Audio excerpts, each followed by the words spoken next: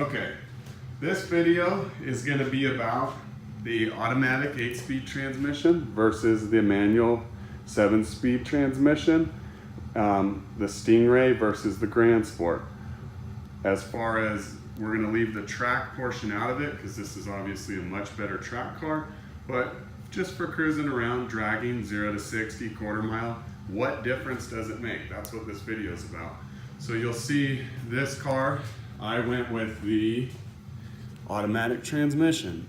Why did I do that? So the first reason is with the auto transmission, your 0 to 60 time is going to be 0.2 seconds quicker. Some people have the Stingray pegged at 0 to 60 in 3.9. Some people have it at 3.8.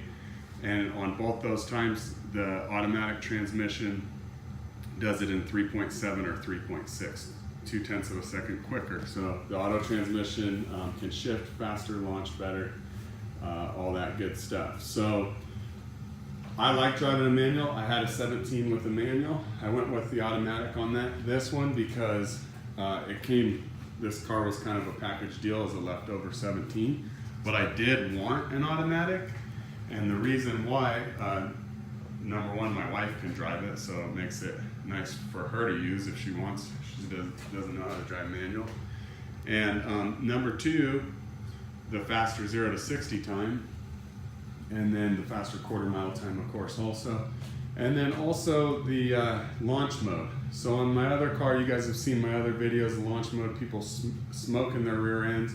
I think most of those are done with a manual transmission. There's no torque converter to absorb some of the shock that's incurred. When you do launch mode on a manual, it's gonna launch you at like 4,500 to 5,000 RPMs, and you're gonna dump the clutch, and all that shock gets sent through. On this car, launch mode, it basically takes the torque converter right up to its stall limit, its stall RPM rev limit, and then when you launch it, it's just right there ready to go.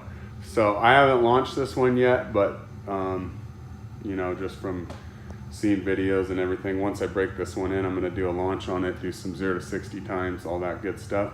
So that's why I wanted an 8-speed transmission. Yeah, the paddle shift is kind of delayed and all of that. It isn't an Audi R8 with a twin clutch transmission, but it is a good transmission. And then the other thing, I don't really give a shit about this, but the other thing is eco mode. So when you're on a manual Corvette, when you're running eco mode, you can really feel it when it kicks down the cylinders. And also, the only time it'll go from a V8 to a 4 or a 6 on manual is when you're in eco mode. On the automatic, it'll do it in other modes besides eco mode. I believe touring, it's been a minute since I've read the manual. I don't think it does it in sport or track mode, but I think it does do it in touring and weather mode, whereas the manual will not do that.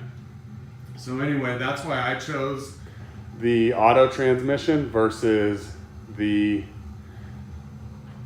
manual transmission. Post your comments below, tell me why I'm wrong, or you know, whatever you want to comment. That's the new ride.